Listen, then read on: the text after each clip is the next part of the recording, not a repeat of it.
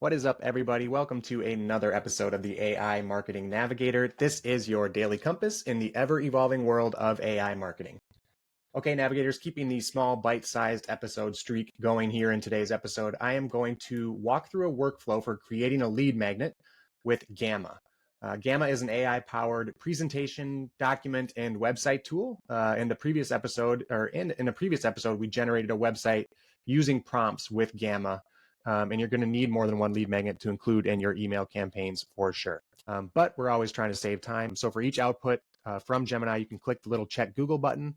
It's going to highlight sections that have been backed up by sources and the links to those supporting articles as well. And that is including statistics, relevant statistics in your report. Okay, and there you have it, a quick and easy way to crank out some guides or reports using Gamma, Claude, and Perplexity.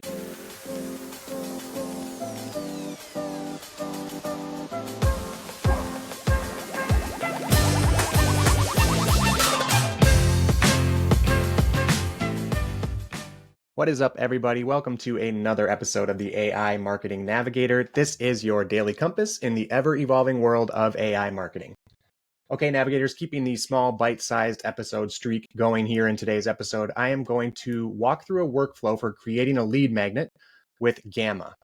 Gamma is an AI-powered presentation, document, and website tool. In a previous episode, we generated a website using prompts with Gamma. In this episode, I'm going to talk about creating a report-style lead magnet with a combination of tools, starting with Claude 3.5 Sonnet, then moving on to Google's Gemini, and then finishing things up with Perplexity AI, which is an AI-powered search engine.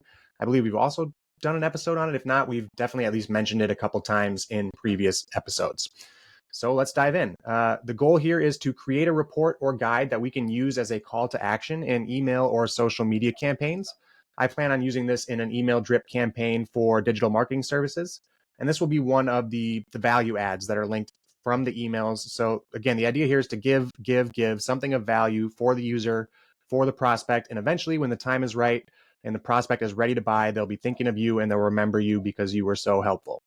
So the first thing you're going to want to do is decide what you want to do your guide on. A general kind of state of report is often a good call. The state of your industry or the state of your market. I'm doing kind of the state of digital marketing in 2024 for this example report.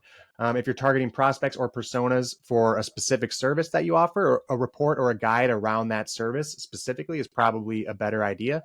I would recommend having both, though. Have an overall state of report or a large long form style report about your industry, and then follow up with additional guides and how-tos on your services and product offerings. You're going to want more than one lead magnet, and you're going to need more than one lead magnet to include in your email campaigns for sure. So the steps are pretty simple here. We are going to let AI do a lot of the lifting and a lot of the workload and content creation, but we will be starting in Claude. And basically, I'm using Claude in this instance as a prompt engineer. So I'm explaining to Claude what I need this report to include. I suppose, I should tell you guys that I recently created this report. It's called the 2024 Digital Marketing Trends Report. So I explained to Claude what the goal of the report was, and I instructed Claude to engineer a prompt that was optimized for Gemini specifically to help me create this guide. And Claude does a really nice job of cranking out some very detailed prompts. I feel like they're almost always going to be a little bit better, more enhanced, and a bit more detailed than my generic prompts would be from scratch, unless I really took some time and tried to make it as best as I possibly could. But we're always trying to save time, and so I'm having Claude kind of be my prompt engineer. So we have had Claude basically developed our prompt for Gemini to create our report. We've had Claude instruct Gemini what to include in the report as far as like a table of contents and topics and sections. And now we have our long form prompt for Gemini. So I'm going to go ahead and input that, or you would go ahead and input that into Gemini. And depending on the length of your guide or the report that you're trying to build, you may need to walk Gemini through and have it create one section at a time, one section report of the report at a time, maybe, or it may even stop generating kind of in the middle of the report, and you'll just need to ask it to continue, prompt it to continue generating. A couple of quirks of the Gemini model there. You may not experience that. Let me know if you do or don't. But again, if the length of your report or the length of your output is extremely long, you might have to ease or nudge the model along. But the primary reason that I'm using Gemini in this step of the workflow workflow for creating a guide here is because Gemini has the awesome feature where you can check Google, or you can basically check the internet for sources and citations on the content that's included in your output, in your generated output. And in this case, it's the content that is going to be included in our report. So for each output from Gemini, you can click the little check Google button. It's going to highlight sections that have been backed up by sources and the links to those supporting articles as well. So since we're creating a pretty lengthy report on some pretty important or high level marketing trends and strategies for the year of 2024, in this example anyway, I definitely wanted to make sure that the information in the report is backed up by facts and is at least accurate and relevant information. Okay, now for the not so fun part, and that's basically just some copying and pasting. So what I would do here, or what I would do next, is take my output from Gemini and then go over into Gamma, which is our AI-powered presentation tool. And I found a presentation template that matches kind of the branding for Digital Pop. You can, of course, adjust the template color palette, the template itself, to fit your brand or suit your brand. And I do really like the user experience of a Gamma kind of presentation quite a lot with these web-based documents and reports.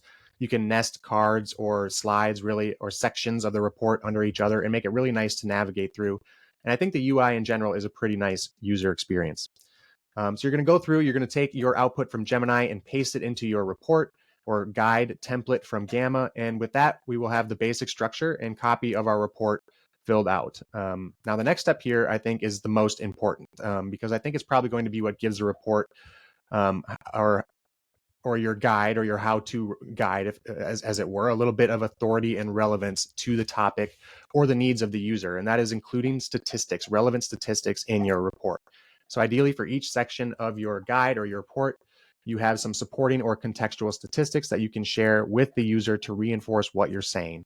In my 2024 digital marketing trends report, we have sections like the rise of AI in marketing, the metaverse, SEO in 2024 or 2025, search, AI search, privacy concerns and data privacy issues, and all those are example topics. And for all of those, I found some accompanying statistics. And this is where Perplexity AI comes in. So basically, all I had to do was ask Perplexity to find some statistics regarding, for example, the rise of AI in marketing in 2024. And Perplexity is just going to pull a bunch of links and a bunch of statistics, and it's going to give us a very nice list format, basically in the style of an output from these other LLMs and chat models. If you're not familiar with Perplexity, it's basically combining the search experience with these LLM chat experiences. And it gives us a really nice templated or outlined output for the statistics that we asked for. But more importantly, it gives the link for each of these statistics to the source and to the report that these statistics were originally a part of. So in each section, I will have a subsection for statistical data, and I will just paste in the fact, the statement, the stat, as it were, and link directly to the report. So that'll also take a little bit of time to go through each section and find statistics that you feel are appropriate and useful and have a decent enough source that you're willing to link to them. And that's basically it. Once you've gone through and added statistics and links to your report sections and your guide sections, the last thing that I would recommend doing is adding some imagery. And in Gamma, you can do that right within the tool using AI. You will need a pro membership in order to access the more advanced image models. You can have the quick or fast models on the non-pro subscription of Gamma. They include models like ideogram, which we've talked about. They allow you to use flux, which we've also talked about. They also use stable diffusion, or allow to use stable diffusion to be used as one of the models. I believe Imagine is in there as well, which is Google's image generation model. So tons of options for models to use. But the cool part is the tool, or Gamma, will take the content of your report or of your presentation or document that you're working on and use that to enhance the prompt or give you a suggested prompt for your image for that section, which is really great. So I used Flux Pro within Gamma to generate the images for my report. And I will definitely share the link to the report or the Gamma document for you all to check out in the show notes. Okay, and there you have it, a quick and easy way to crank out some guides or reports using Gamma, Claude, and Perplexity. And I cranked out the entire report in probably a couple hours, which really should have or would have taken me a week maybe to complete and write myself if I had created the content traditionally. Of course, always do some quality assurance and read through the generated content to make sure that it's not only correct, but relevant and insightful. And if you can add some of your own input and voice and touch, that would be even better. Okay, that does it for today's episode. If you enjoyed the show or found it useful in any way, please do me a favor and follow on Spotify or subscribe on your podcast platform of choice. A review on top of that would be even more appreciated and so super helpful to the show. So until next time, and as always, thanks for joining me, and remember to stay curious, stay consistent, and keep navigating forward. Bye.